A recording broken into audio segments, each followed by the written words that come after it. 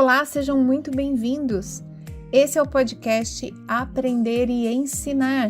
Essa é uma série especial de podcasts do portal Fiz em Ortopedia, no qual eu, Ana Maria Siriani, vou ser sua host e vou falar a respeito de assuntos que estão relacionados ao processo de ensino-aprendizagem.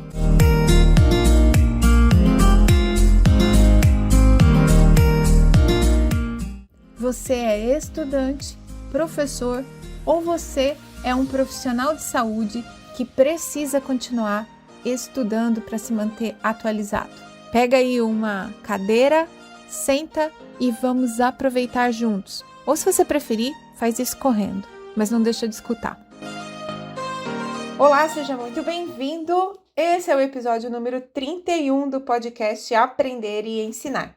E se você está por aqui já há algum tempo, você sabe que esse podcast, então, é dividido aí de atenções entre professores e estudantes, e a gente sempre está falando de algumas formas de facilitar o estudo, tanto melhorando seu desempenho como um estudante, quanto ajudando o seu professor a ajudar você a estudar.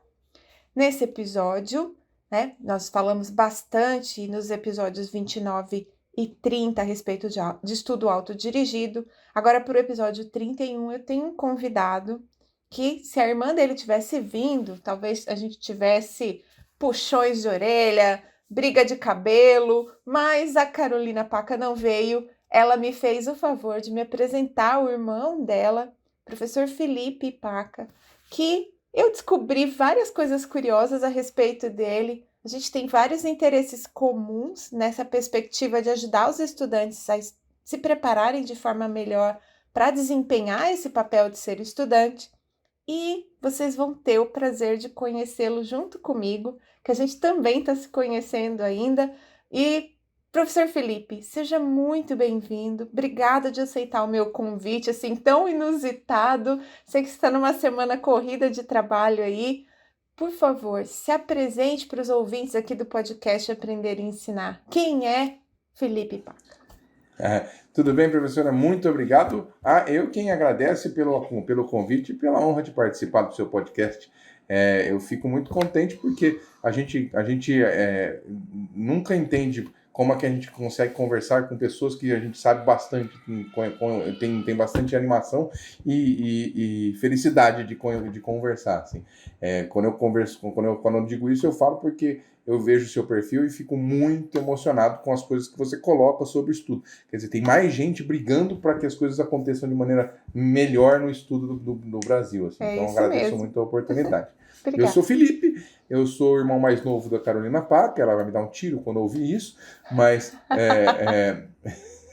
Deixa ela, que depois ela vem no episódio dela, ela tem direito à revanche. A defesa dela. Então, sou o irmão mais novo da Carolina Paca e ela que me mandou um recadinho, falou, olha, tem a professora aqui, só que a gente já se conhecia, já conhecia a professora antes da minha irmã, porque a minha esposa também a seguia de uma live que ela viu de um curso com o pessoal que fala de corrida. E aí a gente começou a seguir você, e eu e ela, e a gente tem acompanhado aí todos os seus trabalhos. Eu gosto dessa ideia porque eu sou pedagogo, sou bacharel em filosofia, licenciado em filosofia e bacharel em comunicação social. Eu tenho bastante anos de estudo como aluno. Assim. Eu gosto de dizer que eu sou pós-graduado em aluno. Então, tudo que o aluno faz, eu já fiz várias vezes. Então, eu sei como é que é. E vestir a capa de aluno é uma coisa maravilhosa, porque a gente senta como aluno e percebe a preguiça tomando conta do nosso ser, a vontade de não estudar mais, aquela coisa de, meu Deus, eu quero ir embora daqui, por que ele está falando isso? Então, essa sensação que o aluno tem o tempo todo, eu já vivi, então eu falo de experiência própria. Existem jeitos de estudar que são mais eficazes do que outros, então é muito legal isso. E eu fui aprendendo isso durante a minha vida. E desde 96, a minha primeira formação foi em publicidade. Caramba! Coisa de sonho de criança. Tipo, eu tinha na família, a gente tem um tio que é um publicitário de mão cheia, assim, que trabalha há muitos anos com isso. E a gente, quando era criança, foi morar em uma cidade longe para poderem trabalhar perto desse tio. Assim. Nossa! Me apaixonei. Eu vou trabalhar com isso, com 11 anos de idade. E aí eu entrei na faculdade com 18 anos de idade, porque repetiu o primeiro colegial, não foi o segundo. Isso é uma coisa importante para dizer para as pessoas que repetir não tem problema nenhum, porque não muda a nossa vida, né? E só faz a gente pensar um pouco melhor sobre o que os professores querem para a gente. Eles não querem acabar com a nossa vida, eles querem melhorar a nossa vida. É verdade. E entrei na faculdade e no primeiro ano eu já desisti de trabalhar com comunicação social. No primeiro ano de faculdade eu comecei a trabalhar eu fui operador de sistemas de informática. E fui trabalhando com informática e estudando publicidade e percebendo que a vida de agência era uma vida que não era a que eu queria. E eu queria, na verdade, era conversar com as pessoas, eu queria me comunicar, eu gostava de falar, eu gostava de desenhar, eu gostava de escrever, então, isso eu gostava. Mas trabalhar com agência eu não gostava, porque a agência, ela precisa vender propaganda para poder sobreviver. E, assim, no interior de São Paulo é muito difícil a gente ter empresas que realmente podem despender, né? Valores, é isso. Então, eu fico com dó do empresário. Então, assim, tinha dó porque eu não conseguia vender e também não dá. Tudo bem, fui trabalhando com informática e em determinado momento eu comecei a pensar em ir embora do país. Fui embora do país em 2000 e pouco e quando voltei com a vontade de ser professor. Olha que coisa. Por quê? É muito legal, assim, porque eu trabalhava... Por que ser professor? Porque eu trabalhava com criança já. Eu tinha uma livraria aqui em Rio Preto, uma livraria especializada em jogos de narrativa. São os famosos RPGs. Isso. Então eu vendia livro de RPG, vendia card, vendia jogo de tabuleiro, vendia essas coisas. E para vender isso, eu fazia cursos para os professores entenderem o que era. Eu fazia encontros para a molecada poder se reunir e fazer as coisas. Ensinava os jogos e as coisas. Isso é muito legal porque foi me municiando de um embasamento de comunicação para ensino que eu não tinha percebido até então. Quando volto com vontade de ser professor. E vou para São Paulo. E quando eu chego em São Paulo, eu percebo que é possível ser professor. E é possível, assim, porque assim, existe gente querendo ouvir. Existe muito pouca gente querendo se preparar para falar. A gente tem uma dificuldade muito grande, professora, na nossa vida escolar. O nosso estudante do ensino superior, ele chega muito desgastado no ensino superior de estudo. A sensação de acabar a escola é uma sensação de alívio, de nunca mais querer pegar num livro. E isso é culpa do sistema escolar, do jeito que a gente faz. A gente hipersegmenta o nosso estudante em diversas matérias, o que ele vai estudar. Então você pega português, vira redação, gramática, literatura e interpretação de texto. Sei lá, é alguma coisa assim. Então você tem 4 línguas portuguesas. Tem literatura estrangeira, portuguesa, brasileira e redação. Então, tem 4 tipos de língua portuguesa, 3 tipos de química, 5 tipos de matemática, 2 tipos... Então, chega no final do terceiro colegial, você tem uma hipersegmentação e um processo de análise muito bem feito, mas você não tem um momento de fazer síntese. Então, ele fica aquele monte de material na cabeça só para passar na prova do Enem. E não serve para mais nada para o aluno. A gente não ensina esse aluno que isso é possível usar esse monte de coisas para fazer alguma coisa. E o cara chega no ensino superior e desanima. Por exemplo, né, chega num curso de saúde que no começo dos ciclos, a depender de que escola ele está, no começo dos ciclos de formação, o corpo humano também está segmentado, né? Faz cito, isto, êmbrio, e aí só vai... Anato, né? Anato, depois só vai juntar clinicamente, só vai recolher e virar um corpo humano com uma pessoa que você tem que se comunicar e tudo mais lá no estágio, dependendo da faculdade que você tá, né? É isso. Então, assim, a gente tem que particionar para entender. É o processo cartesiano mesmo, de tipo, vamos quebrar em partes e entender o todo. E só que a gente faz na escola, a gente só quebra em partes, a gente não junta o todo. E não juntar o todo é muito prejudicial para o nosso futuro estudante. O cara sai da escola sem vontade de estudar. Então, o que acontece? Quem tem vontade de estudar e quer falar, nada de braçada. Sim. Porque tem espaço para bons professores, tem espaço para boas pessoas que querem conversar com os outros, que querem facilitar o acesso de uma outra pessoa para um conhecimento melhor. Sabe? É muito legal isso. Porque lá em São Paulo eu comecei a dar aula assim, comecei a dar aula de coisas que nem sabia. Inclusive, contei outro dia desse sobre como a minha primeira experiência de aula foi: você quer dar aula de JavaScript? Eu falei, quero. Você sabe? Já sei tudo de JavaScript. Sei tudo. Voltei para casa, pedi um livro pro meu primo, falei, eu vou dar aula de JavaScript. Estudei que nem um doido o semestre inteiro, fui homenageado no final do curso, por causa da aula de JavaScript. Mas eu não sabia, então Felipe, é um pouco... Mas tem uma coisa muito curiosa que você falou e agora eu tô me lembrando aqui. Você sabe que às vezes, né, agora, depois de tantos anos dando aula no mesmo lugar, na mesma matéria, eu tenho a minha matéria e minhas aulas todas preparadas. Mas quando eu tenho que montar uma aula nova e estudar ela e preparar e ir pela primeira vez, esse primeiro oferecimento é sempre mais especial do que os próximos. Tá tudo muito fresco na cabeça do professor, a gente acabou de olhar o material, de revisar, a gente vai lá na frente para passar o conteúdo e tá tinindo, literalmente. Tá então, afiado, né? Afiado, Acho que foi isso que aconteceu na sua matéria de JavaScript, você acabou homenageado. Mas eu chegava com gás, assim, que era de segunda-feira à noite, já chegava mostrando, gritando na sala para acordar a galera, já fazia uma bagunça gigante, era maravilhoso. Mas aí o que acontece? Quando acabou esse semestre, eu voltei para Rio Preto para abrir a livraria. Uhum. Tá? A livraria eu abri aqui em Rio Preto. Então, assim, aí quando eu abri a livraria, eu fiquei 7, 8 anos trabalhando com a livraria. No meio do caminho, eu percebi que só a livraria não me daria o dinheiro suficiente. E não deu, né? Aliás, quebrei.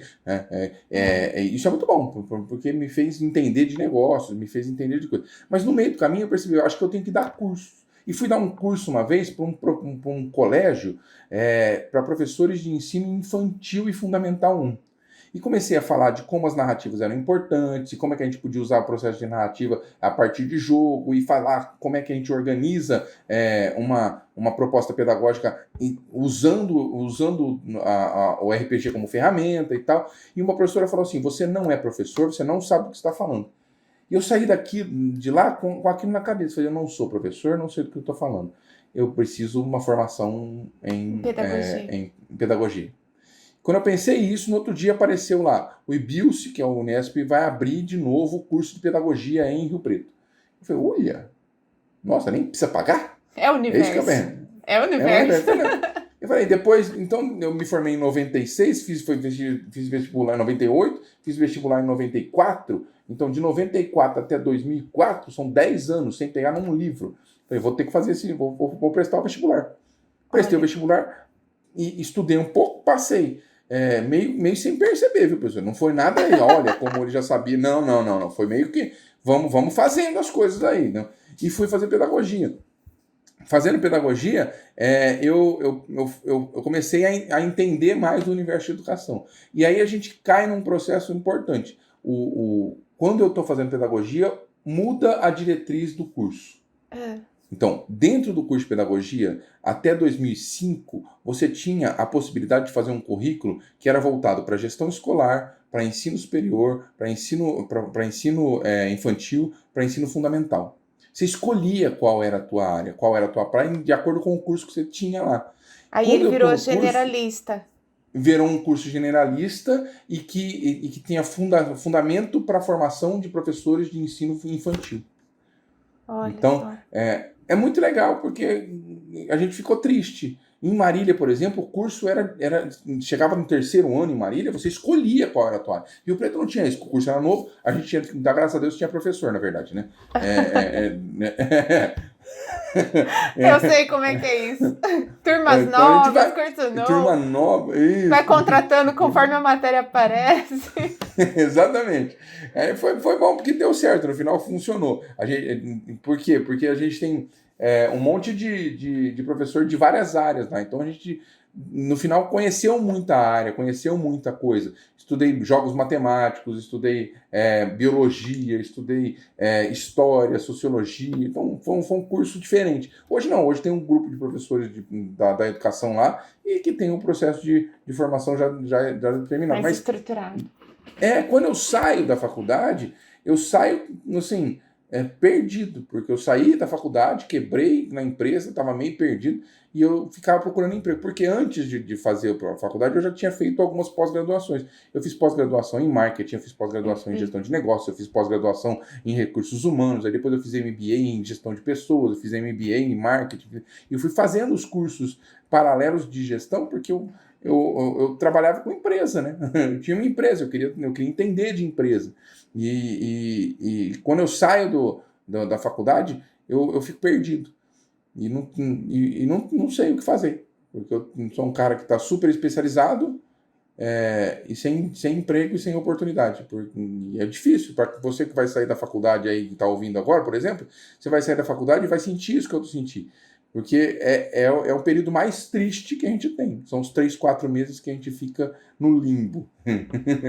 Esperando para ver para onde vai, né? Mas, Felipe, deixa eu te falar uma coisa. Eu tinha visto mesmo, em algum dos perfis seu de rede social, que você falava que você tinha formação em muitas áreas. Mas de todas as que eu li, acho que você falou mais umas 15. Caramba, tem bastante, né? professor. Eu falo, eu sou pós-graduado em aluno, é isso? Eu adorei. E posso só assim, fazer um ponto, porque é muito recente esse assunto de gamificação nos estudos.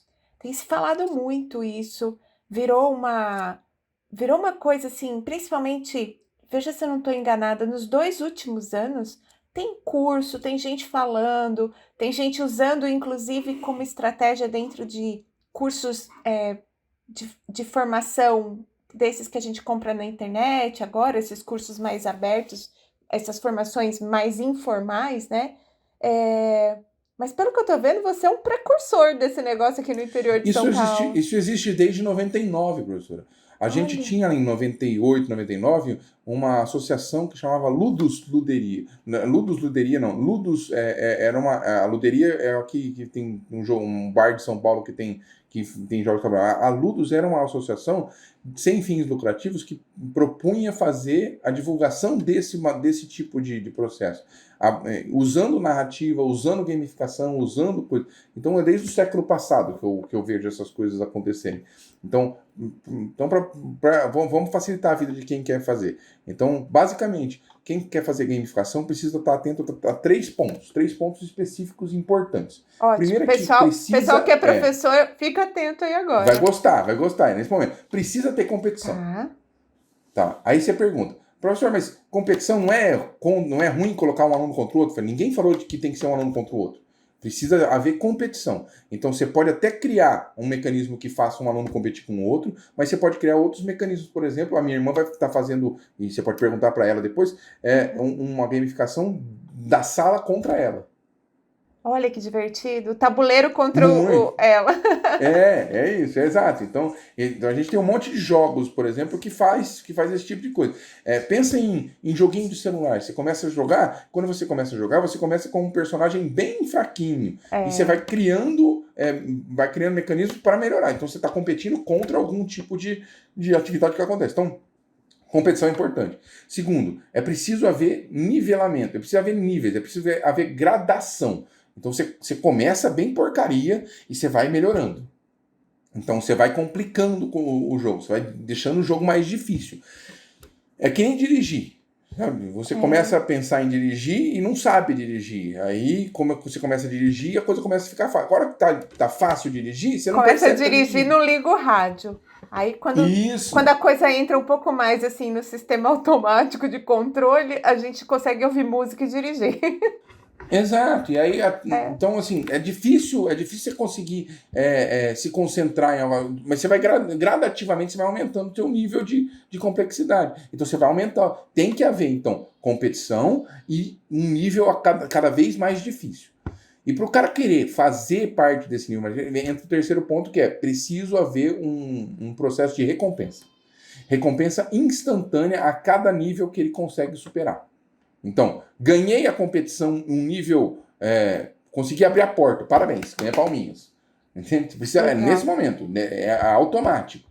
Então, quando a gente faz gamificação, a gente tem que tomar cuidado, muito cuidado, para não transformar o jogo na coisa principal que existe dentro do processo de ensino e esquecer que aquilo serve de ferramenta para desenvolver determinado conteúdo. Então, é muito legal, né? Você sabe que eu conheço sua irmã do curso do Mauro Fantini, que a gente tá fazendo. Ela fez uma turma antes de mim, mas depois a gente fica todo mundo numa comunidade e acabei conhecendo a Carol por lá. E a Carol participa ativamente das atividades das turmas novas que são ao vivo. Essas atividades ao vivo são gamificações. Então, o Mauro chama isso de ciclo de aplicação. A gente tem, por semana, um tanto de aulas do curso gravado para assistir. É estabelecida uma tarefa que todos nós que estamos assistindo o curso temos que tentar cumprir, tem prazo. Ele tem algumas pessoas que ajudam, que são ex-alunos, que ajudam no processo, enquanto você está fazendo, você está postando, tem gente ali dando um palpite, ajudando você a aprimorar. Então, existe uma competição, mas existe muita colaboração dentro dessa comunidade. As tarefas vão se tornando mais complexas conforme a gente se avança no conteúdo do curso, e todo final de semana, quando ele faz uma discussão a respeito de cada uma das tarefas que a gente fez, e ele é super dedicado, ele olha o trabalho de todo mundo que entregou do curso, daquela turma que está concorrendo, né, a essa premiação. Ele faz uma premiação que vai de uma análise de uma aula sua, ou então ele oferece um conjunto de coisas de papelaria. Na outra aula, ele deixa a pessoa participar da gravação de um dos podcasts dele, ou de um encontro que ele tem com um grupo de amigos. Então, a gente tem algumas recompensas pelas quais a gente está concorrendo. Competição, gradação e recompensa. Exato. São os 3 linhas, 3 pontos importantes. E dentro de uma estrutura que é o Facebook, super simples, gratuita, que qualquer professor pode usar. Eu mesmo tenho um Facebook da minha disciplina, nunca fiz isso, estou considerando já nesse momento. Então, é muito legal. E assim, não é difícil de fazer. Quando eu volto, então, para terminar assim, eu volto e falo, vou entrar no mestrado. Tá bom, e fico procurando o mestrado para entrar, fico procurando coisas para fazer e não consigo. E aí aparece um emprego para mim, um emprego de professor substituto em uma escola particular de Rio Preto.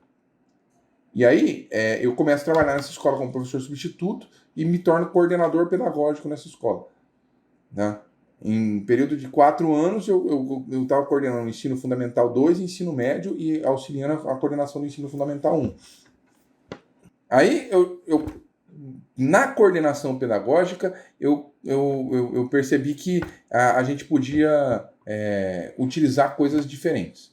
E comecei a perceber que a escola, ela precisa mudar um pouco. E não assim, fui me organizando. E, paralelo a isso, eu falei, bom, vou começar a trabalhar com outros públicos e começo a trabalhar numa faculdade que não era de medicina, mas que é a faculdade que eu estou hoje, que é a FACERES. Não sei se pode falar depois. Pode falar. Tá bom. Vai saber como é que é o merchan aqui, né, professor? Não, fica à vontade. Aí, aqui é uma instituição, é um podcast sem fins lucrativos. Tudo bem. Eu começo a trabalhar na faculdade como professor de informática. Eu ensinava as pessoas a usar o Word, a usar o Excel e a usar o PowerPoint.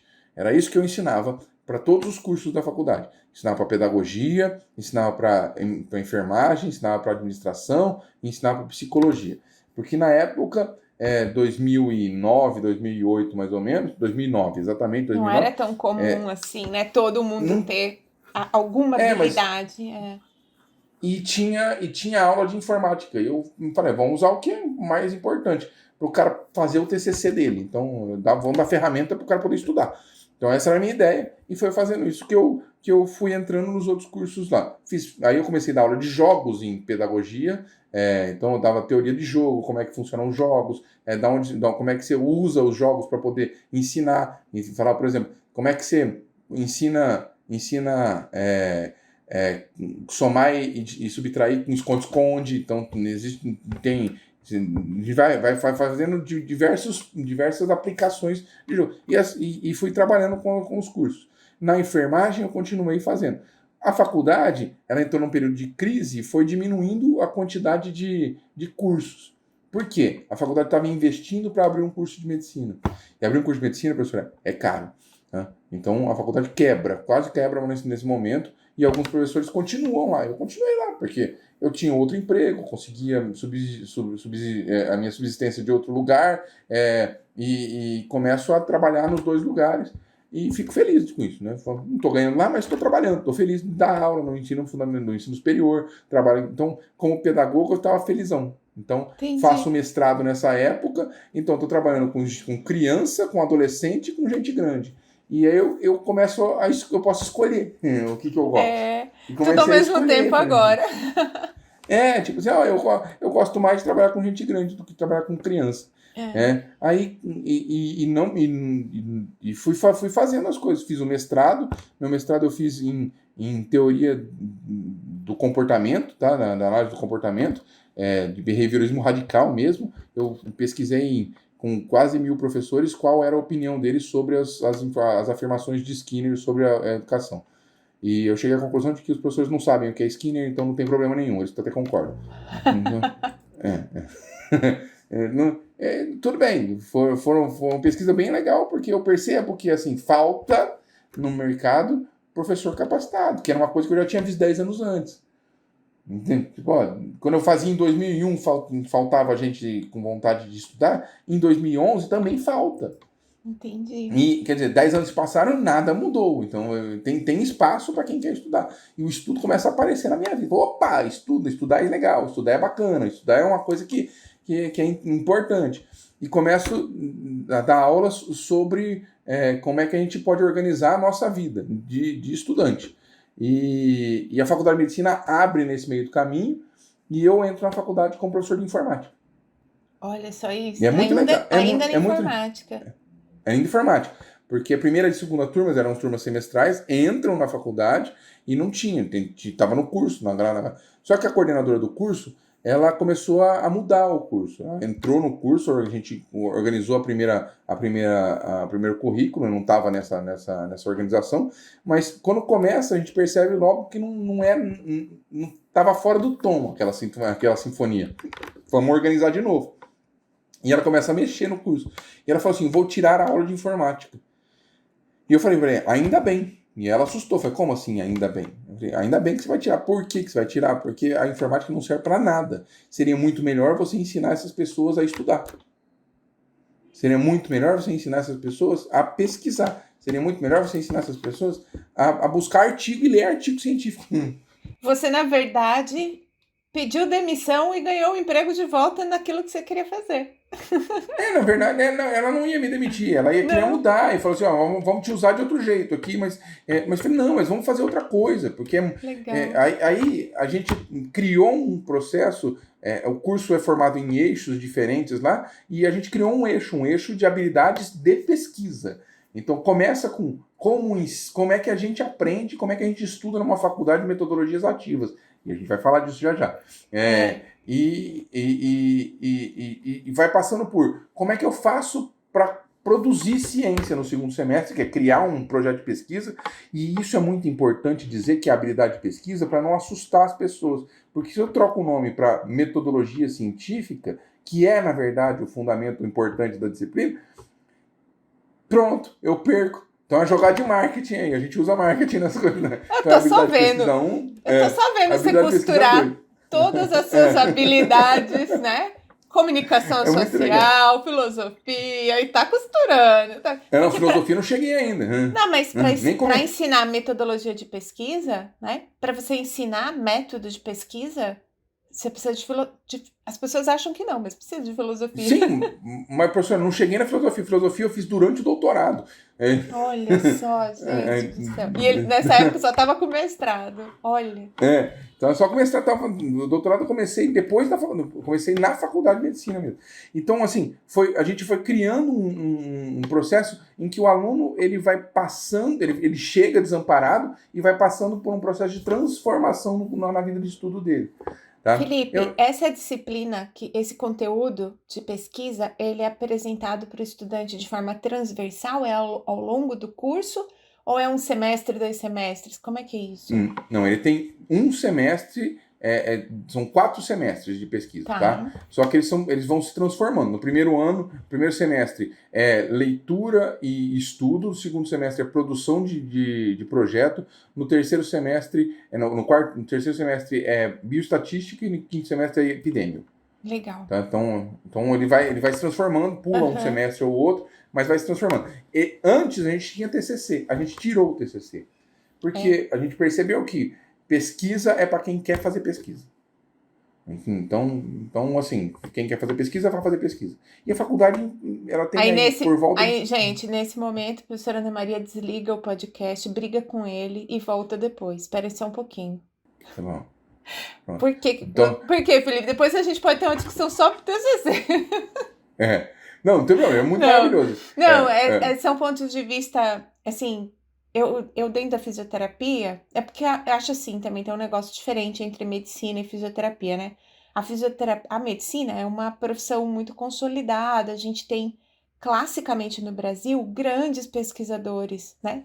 Se a gente falar de medicina no Brasil, a Dib Jatene, por exemplo, é uma pessoa marcante na Maravilhoso. história da medicina, como um pesquisador e um clínico, um orador excelente.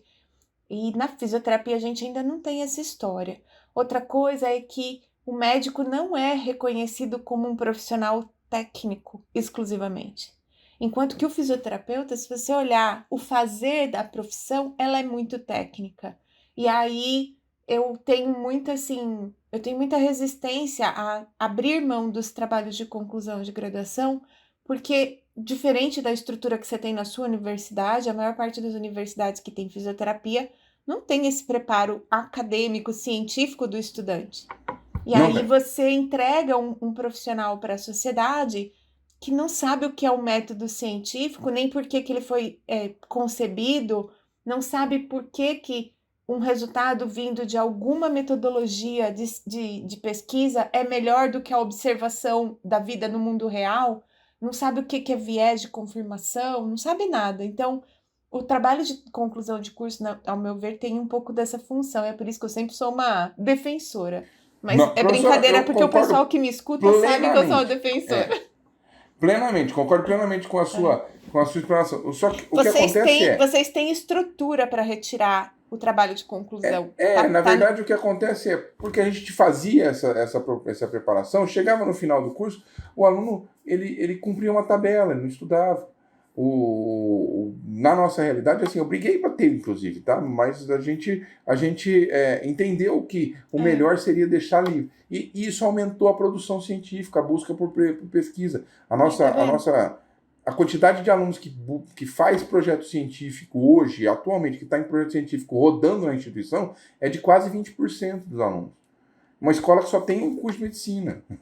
É. Então, E, eu tenho e aí que não dos tá, e que não tá no centro universitário, né? Com a disposição de é, laboratórios e tudo mais. Eu também não, mas concordo com isso. assim, o TCC é a porta de entrada para entendimento da ciência. Isso eu concordo plenamente. E isso, só que não funcionava para mim. Então a gente É. tirou e vai fazer quem quiser. É isso. Né? Não, e faz muito Tudo bem. sentido mesmo. Porque em várias universidades, o TCC virou uma matéria. De verdade, você não aprende exatamente o método científico, não tem essa visão, acaba virando umas revisões que são revisões que nem podem ser chamadas de revisões analíticas, o orientador não orienta nada. Olha, nem sei te falar, Felipe, Então, professor, quantas pessoas me escrevem falando assim, Ana, me dá uma ideia de pesquisa? Eu falo, mas cadê seu orientador? Ah, não tenho. E tem que Então, entregar um a minha TCC. irmã briga por isso, na verdade, tá? É, Então, eu vou dizer para você uma coisa. Existe, na minha concepção de metodologia científica como aluno, uma ligação forte, assim, vamos dizer, sináptica, assim, aham, com horas de sono, entende? aham, É assim. Então, eu sou professor de metodologia e eu sei o tanto que dá sono em quem assiste aula de metodologia para um professor que não é preparado. Então, assim, é muito difícil brigar contra essa onda. É muito difícil. Então, por exemplo, para ensinar porque a maior pergunta mais comum que eu recebi é: por que eu não posso dar minha opinião? Mas quem falou que você não pode dar sua opinião? Não, eu tenho que ter tantas referências, então vem imposto um processo que devia ser deduzido pela criatura que vai escrever. E esse processo não é feito assim. É para dar conta de uma situação que um professor de metodologia tem que cuidar de todas as metodologias da faculdade inteira, todos os TCCs de todo mundo. É um professor de metodologia. Então você acha que um cara vai dar conta de orientar todo mundo? Não vai ler nada, não vai ajudar nada. É isso. Então ele cria mecanismos de deixar tudo pronto. E isso banaliza o processo. Então, o processo que é para ser científico não acontece. E eu estou falando isso porque eu também sou casado com uma fisioterapeuta. Então, eu sei exatamente o que você está falando aí. Ela sofre muito com esse processo de falta de preparo dos fisioterapeutas. De você não conseguir brigar pela classe que vai ser subaproveitada lá na frente, vai sofrer com plano de saúde e vai criar um mecanismo para atender 50 pessoas ao mesmo tempo para poder sobreviver. Então ninguém vai cuidar de ninguém. Então a ciência é o caminho para a gente mudar isso. Estão vendo professores que estão ouvindo a gente, estão vendo estudantes que estão ouvindo a gente precisa de mais gente comprometida aí no crescimento da profissão. Mas desculpa, eu acabei te interrompendo com a coisa do TCC. A gente fez uma pequena digressão, mas já vamos voltar, gente. Aí o que acontece, professor? Eu comecei a organizar as coisas nessa minha disciplina e o curso foi crescendo. E aí a gente começa, dentro do curso, a pensar que é preciso assim, investigar como é que está a nossa formação, como é que está a formação do nosso aluno. E não dá para a gente investigar a formação do nosso aluno só com o nosso aluno. É preciso haver um ponto de referência. E a gente cria um consórcio de teste de progresso. Eu não sei se existe na fisioterapia alguma coisa, eu sei que tem na odonto alguma coisa, mas na fisioterapia não deve ter, não. Teste de progresso é uma prova de nível final, assim, de nível concluinte, quer dizer, o cara que está se formando vai conseguir responder essa prova. Mas todos os alunos fazem a mesma prova. Então todos os alunos fazem. Então o cara que está no primeiro ano vai bater a cabeça na parede. E aí você vai, mas por que você vai fazer ele passar por isso? Porque ele tem uma noção específica e exata do que é que ele vai encontrar ao final do curso dele. Que tipo de informação ele precisa saber para responder isso. E todo ano ele vai respondendo e ele vai vendo o seu progresso, que ele vai aumentando uma curva. E aí, gente, deixa eu só lembrar para vocês, né? No episódio número 20 do podcast, o professor Luiz Ernesto Troncon falou a respeito de avaliação programática e testes de progresso. Então, se você quiser saber um pouco mais a respeito de teste de progresso, também dá para escutar lá. E, Felipe, a gente não tem na fisioterapia esse consórcio ainda, mas é um desejo, inclusive institucional, aqui da Faculdade de Medicina de Ribeirão Preto, que tem os cursos, né, de área de saúde junto com a medicina atualmente, que a gente entre num consórcio para isso, que a gente consiga passar para essa estrutura de avaliação do estudante com o teste de progresso. Isso é maravilhoso, essa ideia. Pois é, e eu acho incrível. Pode conta mais. Eu só queria lembrar o pessoal que a gente tem um episódio. O que acontece? O teste de progresso em si, é só para explicar, mas ele é uma ferramenta de análise de tudo, da formação do indivíduo, da turma, da instituição, e isso a gente foi criando um consórcio, que foi criando uma rede de apoio entre as faculdades. Hoje a gente tem uma faculdade que tem 16 parceiros. O nosso consórcio tem 17 faculdades parceiras. Então, a gente, quando faz eventos, a gente chama um ao outro, a gente quer discutir como é que a gente está fazendo, a gente conversa sobre propostas. Quando a gente tem alguma dificuldade com um aluno, a gente liga um para o outro para saber como é que faz isso, se teve aluno assim, se não teve. Então, criou uma rede de apoio institucional. Muito bacana. E isso é muito importante, mas é muito importante. Tá? Mudou o nosso jeito de ensinar, porque os parceiros mais novos, quem começou a abrir medicina depois, quer saber como é que faz, então a gente recebe eles. E quando a gente tem alguma dificuldade, a gente vai e conversa, e um abre o processo de pensamento sobre a formação para o outro, sem medo de ser feliz, porque o meu mantenedor diz uma coisa que é sempre muito importante eu dizer também, que é, os problemas são globais, mas as soluções são locais. Então, todo mundo tem o mesmo problema, todo mundo tem um problema. O aluno que chega para fisioterapia, ele chega muito semelhante ao que chega na medicina. O cara não quer estudar, ele quer fazer ele tem uma visão romantizada da profissão, ele não gosta de entender que precisa de fundamento, então os primeiros anos são os anos do tormento, exato. Da evasão. Isso, que todo mundo vai embora, começa com, como é que é, a porta de entrada do clube da luta, lá. O cara fica parado lá e não sabe o que fazer, e fica lá esperando. Então, tem gente que vai embora, é isso que acontece. Então, a gente tem uma dificuldade com o estudo. Então, esse cara não foi preparado para uma atividade intensa de formação científica. Não foi. A gente não prepara, a escola não prepara. E aí chega lá, aí sobra para quem? Pra gente. Então, você pega um aluno que não sabe ler e escrever direito, porque a formação dele foi muito superficial. Mas, não, meu aluno sabe ler e escrever, tudo bem. Mas mesmo assim, no geral, no Brasil, a gente é um dos piores países que tem domínio da língua materna e domínio do raciocínio lógico-matemático. E se a gente é um dos piores nisso, então a gente também é um dos piores em raciocínio crítico, em reflexão, em processo de criação, de lógica, de inovação. E a gente cai num processo de ter que puxar esse aluno. E aí existem ferramentas para isso, né? Então, por exemplo, a gente fez o último evento que a gente organizou aqui na faculdade, a gente organizou com um grupo de alunos e para fazer isso a gente usou Design Thinking. Então, para preparar o evento. Mas, Felipe, de onde veio isso? Então, pois eu também fiz formação em Design Thinking, eu também fiz formação em projetos, eu também fiz formação em metodologias ágeis e em gestão. Por quê? Porque no meio do caminho eu comecei a dar aula também no Senac de Rio Preto. E na pós-graduação do Senac, hoje eu coordeno os cursos de educação, de inovação e de projetos. Então, são áreas de interesse que eu trabalho bastante. E eu começo a ver que as coisas se integram. Os projetos, as metodologias ágeis, as metodologias ativas de ensino e de aprendizagem, as coisas começam a encaixar. E é muito engraçado, porque a gente só percebe isso depois de algum tempo. Tipo, olha, quando é que eu vou usar isso? Vai aprendendo, que vai usar uma hora. As coisas vão encaixando, você não percebe. Vai aprendendo, uma hora vai cair. Eu acumulo conhecimento para uma hora eu vou aprender, uma hora eu vou usar esse negócio aqui.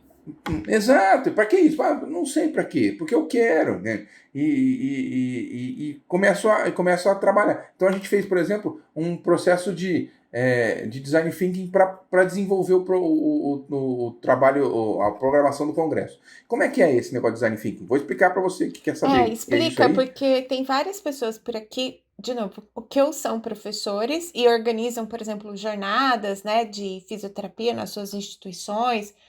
Aqui a gente tem mais do que fisioterapeutas escutando a gente, tem alguns profissionais de saúde mesmo que seguem. Mas essas jornadas têm uma organização, né? E como é que a gente consegue usar o Design Thinking para isso? Então, assim, é muito legal, porque eu usei para isso, mas dá para você usar, inclusive, em sala de aula. Porque o jeito que eu faço Design Thinking é um processo baseado numa teoria que chama duplo diamante. O duplo diamante é uma teoria que você sai de um ponto específico, que é uma dificuldade que você tem. Por exemplo, eu quero fazer um congresso. E eu passo por um processo de abertura de repertório e de fechamento de repertório até chegar em uma pergunta real. Porque eu quero fazer um evento, não é a pergunta que eu quero responder. A pergunta que eu quero responder é: que tipo de informação eu preciso ter sobre determinado assunto? Mas para chegar nisso, eu vou aprender sobre isso. Então, esse processo de abertura e processo de fechamento é trabalhado com algumas ferramentas. Então, são ferramentas de pesquisa, pesquisa baseada em questionário, em entrevista, em observação. Pesquisa social mesmo. Assim, é muito legal. Para levantar a demanda local pelo evento. Isso. Exato. E também um processo assim, a gente chama de toró de parpite, né? Adoro brainstorm, né? Então a gente faz brainstorm, mas faz de diversas maneiras. A gente faz brainstorm primeiro individualmente, depois em grupo, depois a gente reorganiza os grupos. Então as pessoas falam assim, mas para que precisa de post-it? Porque o post-it é a maneira de você usar uma ferramenta de liberação da tua cabeça. Eu vou dar um exemplo. Imagina, professor, que a gente vai conversar e vai falar, vamos fazer um evento. E aí a gente começa a fazer um evento, fala, do que vai ser o evento? E a gente começa a falar, mas pode ser disso, pode ser daquilo. E tem uma terceira pessoa ouvindo, fala assim, mas podia ser um evento sobre tal coisa, né? E aquilo fica na cabeça dela. E aí, se ela não fala aquilo, qualquer ideia que a gente vai trazendo, ela vai tentando construir em cima daquela primeira ideia. E ela não vai dizer sobre essa ideia, porque a ideia vai ficando mais complexa e mais difícil de explicar. E isso vai travando a pessoa a ter uma nova ideia. O que o post-it faz é liberar a tua cabeça e compartilhar uma ideia sua no grupo, independente dela ser boa ou ser ruim. Isso o grupo vai definir depois. Então, você coloca no post-it, taca lá, faz, pronto, liberei minha cabeça. O que eu queria pensar tá lá. Depois, se alguém perguntar, vamos para outra. E a gente começa a liberar ideias. E a gente vai juntando um monte de ideias que é compartilhada pelo grupo em forma de recadinhos. E aí, o que a gente faz com isso? O processo de design thinking de fechamento é justamente uma forma de reorganizar esses quadradinhos para chegar em um ponto específico. O ponto de qual é a minha pergunta. Eu saio de um problema e vou cair numa pergunta. Olha aí, dá pra fazer isso em metodologia. E aí como é um duplo diamante, a gente vai fazer o segundo processo, a partir da pergunta, de abertura e entendimento do que a gente pode fazer com essa pergunta e de fechamento para chegar numa programação. Muito bom. Então o design é muito legal. E só que o que acontece? No final desse processo, a gente tem uma apresentação. E esse processo eles chamam de iterativo. Iterativo não é interativo, não é. É IT. Iterativo de iteração. Então ele vai sendo reconstruído. Eu tô no final do processo, percebo que não é a pergunta certa, volto pro começo. Tô aqui no começo, percebo que as coisas estão caminhando no lugar certo, eu começo a ir e voltar depois que eu rodei o processo inteiro até vamos dizer, sofisticar a minha ideia no que a gente imagina enquanto grupo. É uma ferramenta de construção em equipes de algum tipo de proposta. E essa proposta tem que passar por um ponto de vista, que é a pergunta que a gente usa. Tá? E legal, design tem a ver não com desenho, mas com projeto. Exato. Você sabe que eu tô pensando aqui, você tá falando, eu tô pensando, esses dias atrás recebi um e-mail, já era o repasse de um convite. Então, um professor foi convidado, aí repassaram o convite para mim, porque ele não podia aceitar. De verdade, ele não podia mesmo.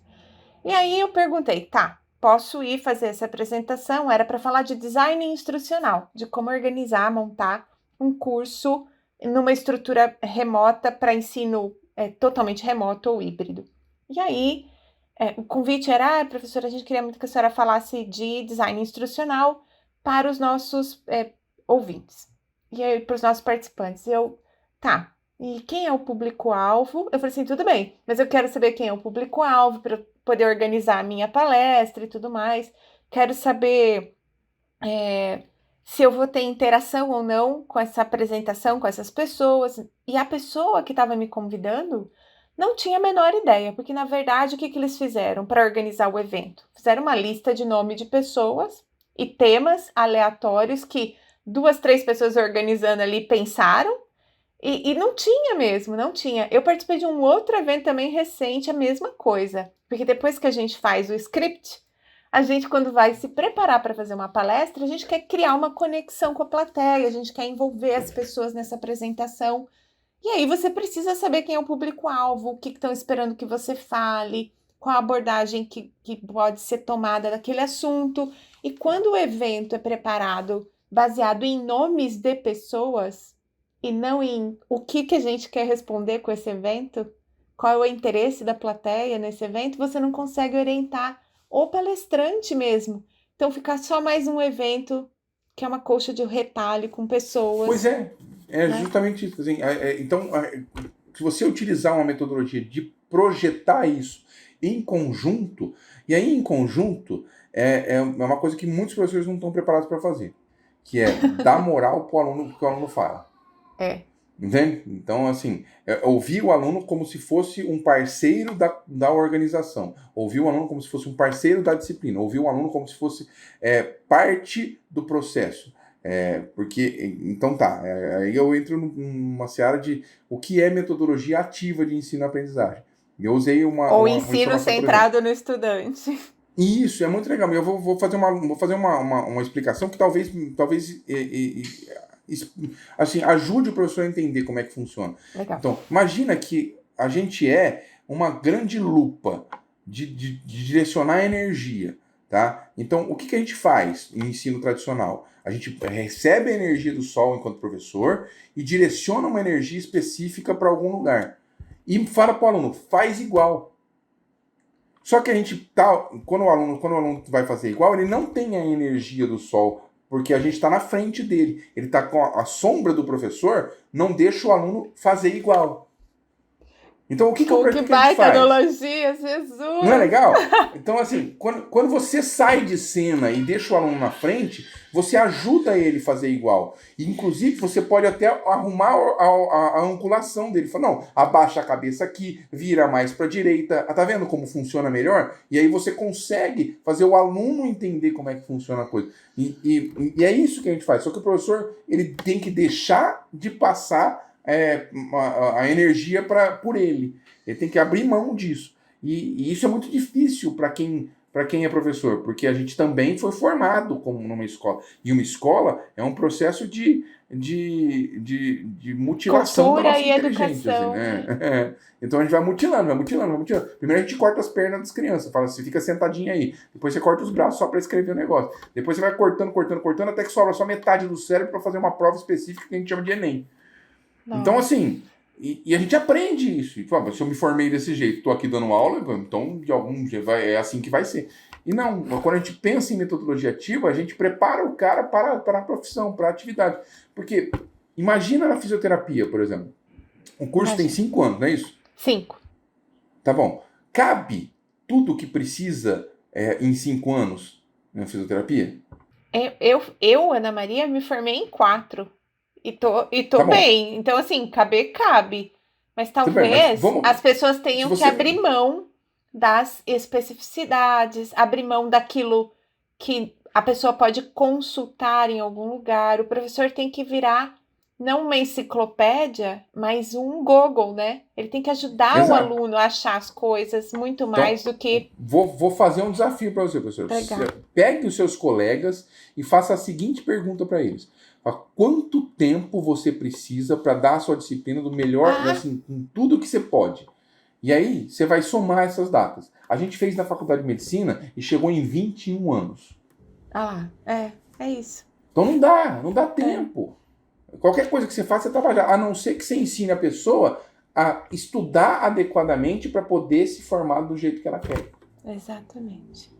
Perfeito. Então é aqui que você precisa mostrar. Olha, presta atenção. Se você tentar enfiar na cabeça desse cara 20 anos em 5 anos, você não vai fazer um bom profissional. Você precisa deixar ele buscar. Mesmo porque a gente mesmo olha o tempo todo, a gente mesmo cola o tempo todo pra gente. A gente vai buscar, deixa eu dar uma lida nesse artigo, deixa eu fazer não sei o quê. A gente vai falar... deixa eu revisar essa aula antes de entrar na sala. Isso, então a gente mesmo faz isso. Mas a gente tem uma bagagem que é feita durante vários anos. Esse aluno não tem. Então a gente precisa criar um mecanismo para facilitar a vida dele.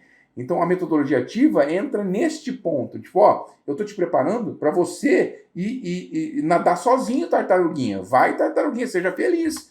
Muito bom. É isso, Felipe. E deixa eu te falar uma coisa. Os seus estudantes têm essa dificuldade, porque aqui na Faculdade de Ribeirão, na Medicina, por conta do Centro de Desenvolvimento Docente, todos os nossos professores foram treinados para empreender estratégias de ensino mais centradas no estudante. É lógico que quando a gente começa a fazer essas coisas, por exemplo, tenta aula invertida, tenta estratégias de projeto, tenta portfólio. Quando a gente começa a fazer essas coisas, os estudantes aqui sentiram um aumento de carga horária, assim, de tempo de dedicação para o estudo. Porque como o estudo em algumas dessas estratégias exige preparação, exige leitura, e a universidade ainda. A gente ainda não fez uma redistribuição de carga horária, ainda não abriu tantas áreas verdes assim como a gente deveria para o estudante ter mais tempo entre uma aula e outra e tudo mais. Uma das primeiras coisas que a gente percebeu foi isso: os estudantes se sentiram sobrecarregados pelo tempo necessário de estudo e reflexão para participar das metodologias mais ativas. Isso aconteceu por aí também? Na verdade, a gente começou já com metodologias ativas, mas aconteceu também. E eu tenho mais uma analogia para fazer disso aí. Imagina que a gente tem um restaurante que é por quilo. E todo mundo vai comer no restaurante por quilo e vai lá e pesa sua comida. Vai lá e pesa sua comida. Vai lá e pesa sua comida. Tá? Aí a gente resolve falar assim, não, vamos abrir para todo mundo comer o que quiser. Ah, mas a gente vai gastar muito mais, a diretoria pode falar. Fala, não, mas vai gastar muito mais durante determinado ponto, porque as pessoas não vão conseguir comer mais o tempo todo, porque elas vão ter que continuar trabalhando, vão ter que continuar produzindo. Então, nos primeiros meses, a gente vai ter um aumento disso, e as pessoas vão começar a perceber que isso não é gostoso. Então, a gente tem sim um aumento de vamos consumir mais isso, vamos consumir mais isso, consumir mais. E até perceber que, tipo, olha, vamos de leve aqui, porque depois senão não vou aguentar. Então, esse é um processo que vai acontecer assim, tá?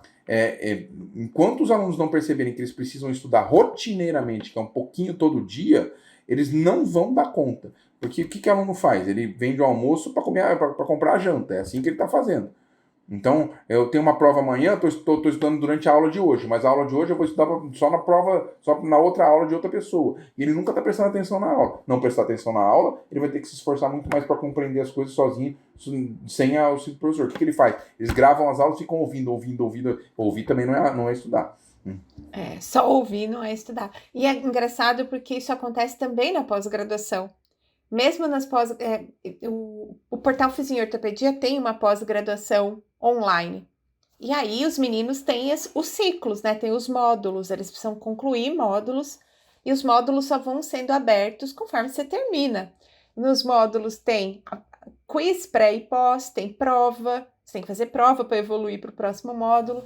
E o que a gente percebe é isso, tipo, a pessoa compra o curso super empolgada, aí começa a assistir, aí assiste as primeiras aulas e aí não pega para estudar. Quando vê lá escrito que vai chegar a avaliação do módulo, ela já se apavora, porque do tipo, eu não estava estudando para fazer prova.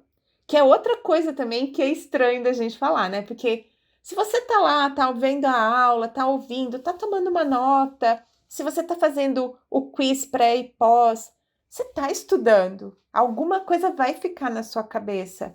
Muita gente, Felipe, chega a não abrir chega a não abrir a prova do módulo, porque na cabeça dele não está preparado. E realmente, em alguns não se prepararam nesse momento de assistir a aula, não estavam se organizando para estudar, né? Então vamos lá, professor. Isso aí é herança traumática da escola também. Pensa aí, como é que era a tua vida de prova. O professor usava a prova como um momento de tortura. Tem um professor que chama Vasco Moreto, que escreveu um livrinho que chama Prova. Um momento de avaliação, não um instrumento de tortura. Alguma coisa assim, o livro dele. É muito bom esse livrinho. Fininho, é assim, fantástico. Legal, ele vou fala procurar. justamente disso. Eu vou mandar depois para você o link. Legal. E assim, é muito legal, porque ele fala justamente disso. Olha, o tanto que a gente usou a prova como instrumento de poder fez com que as pessoas tivessem medo de serem avaliadas. Isso impacta, inclusive, quando as pessoas vão ser avaliadas no emprego, na atividade dela. Então, fazer prova é parte de um processo que deveria ser muito bom para você que está fazendo a prova. Fala, deixa eu ver, eu estou aprendendo? Será que está valendo a pena o jeito que eu estou fazendo? Está dando certo? Será que quando alguém me perguntar alguma coisa eu vou conseguir responder? Vamos ver. Olha, eu tenho uma oportunidade de aprender aqui. Vamos ver. E aí a gente faz isso. Só que a gente faz ao contrário. Quando a gente pensa em prova, a gente aumenta o nosso nível de estresse. E não podia. A gente tem que aumentar o nível de estresse na hora de aprender, não na hora de ser avaliado. Na hora de ser avaliado, você tem que apertar o botão e vai embora. Entende? Então, deu, não deu. Pronto. Mas não é assim. A gente tem um peso gigante de avaliação que vai fazer. Por exemplo, e também a gente tem uma dificuldade no Brasil que é: comprei o curso, quer dizer que eu já resolvi meu problema. Pegar o diploma, pegar o canudo, ter o título. É isso, tem um papel, já resolve minha vida. Então, é um bate-papo que a gente faz na pós-graduação. Fala, ó, eu vou te mostrar que quando você sai 15 minutos mais cedo, quando você para de prestar atenção na aula, quando você conversa, a gente vai criando um mecanismo de fazer a conta de quantos minutos isso dá. Num curso inteiro, o cara chega a perder 30%. Eu transformo isso em dinheiro, 30% num curso de 15 mil é 5 mil reais. Falei, então tá bom, você está jogando 5 mil reais no lixo, e aí? O que você faz com isso? Ah, mas quem garante que eu vou aprender? Eu falei, mas você tá perdendo oportunidade. Talvez fosse alguma coisa que pudesse te ajudar, que te economizaria tempo, que te faria fazer outro. E o cara não quer saber. Né? A gente compra curso e não usa o que compra. Não. E eu tô dizendo, eu já falei, sou aluno, pós-graduado em aluno. Tem vários cursos aqui que estão na vida, mas que nem abri ainda. Muito bom. Ai, Felipe, nossa conversa tá ótima. Daria para fazer 3, 4 episódios com toda certeza. Você é uma enciclopédia de coisas. Mas a gente tem aí um limite, senão os meninos não dão conta de ouvir nem em 3 engarrafamentos de São Paulo. Então, deixa eu te convidar para deixar uma mensagem final. Já deixar aqui, claro, que eu vou fazer um outro convite para você vir num momento diferente para a gente falar de mais coisas ou aprofundar num desses temas, porque eu fiquei muito curiosa sobre esses processos de jogos e narrativas. Eu acho que isso tem muito a ver com a formação em saúde. Então já fica aí na sua agenda de 2022 um retorno ao podcast, mas quero te convidar agora para fazer sua mensagem final, deixar aí um alinhavo desse assunto que foi tão gostoso. Obrigada, viu? Por favor. Eu que agradeço, professor. Eu acho que, assim, quem está ouvindo um podcast sobre educação está querendo entender como é que funciona o processo de um jeito melhor. Quem está ouvindo um bate-papo sobre esse processo, está ouvindo, buscando tentar melhorar o jeito de aprender. E eu acho que aprender é o caminho para a gente melhorar enquanto ser humano. Então, se você está ouvindo aqui, entenda o seguinte, não é fácil. E não é para qualquer um, viu, professor? Assim, existe um limite de corte aí que pouca gente faz. Por exemplo, a gente tem no Brasil uma média, a última pesquisa foi feita de leitura no Brasil, é de 2,5 livros por habitante no ano. Então, nós estamos falando de 5 páginas por dia, dependendo, um livro de 100 páginas são 300 páginas, nós estamos falando de muito pouco, a média é muito baixa. Então, se você está querendo estudar, perceba que, assim, vai chegar num momento em que você vai ter que se esforçar. E quando chegar nesse momento, lembra que tem gente para te ajudar aqui. A professora Ana Maria é uma, eu sou outra. Então, pode procurar pela gente, que a gente vai ajudar você. Fala para o pessoal onde encontrar você, porque você tem várias redes sociais. Por favor, pode divulgar todas elas. Quero que todo mundo te siga lá no Instagram. Muito obrigado. É só procurar por Felipe Pacca, F-E-L-I-P-E-P-A-C-C-A. Pacca, o bicho mesmo. Pacca, aquele roedorzinho lindo, só que com 2 Cs. Só que com 2 Cs, exatamente. É C-C-A, Pacca. Né? Então, é Felipe Pacca, você vai me achar nas redes sociais aí com tranquilidade. Ainda não tenho canal no YouTube, mas eu tô bastante ativo no Instagram aí, faço bastante reflexões aí nos stories. Então, vem comigo. Então, é isso. Vai chegar um momento que vai bater, você vai desanimar, que você vai cansar, e nesse momento você procura por ajuda. Tem a professora Ana Maria, tem eu, tem a minha irmã, tem um monte de gente aí com vontade de ajudar as pessoas a crescer e melhorar. Verdade. Tá, muito obrigado, professor. Não deixa de seguir, o conteúdo dele é muito bom. Você precisa ver os reels que ele faz com dicas para estudar. Então, se você está escutando a gente, vai lá, curte, começa a seguir o conteúdo. Felipe, muito obrigada, viu, pela participação. E, de novo, já estou te esperando em algum episódio de 2022, que a gente está aí nesse finalzinho de ano, né? Então, já estou agendando a agenda do ano que vem. Pessoal, muito obrigada por nos escutar. Não deixe de comentar o que você achou desse episódio, se alguma coisa fez sentido para você. Não deixe de compartilhar com algum colega, um professor. Se tem algum professor que está precisando de umas dicas, manda o podcast para ele. E até o próximo episódio.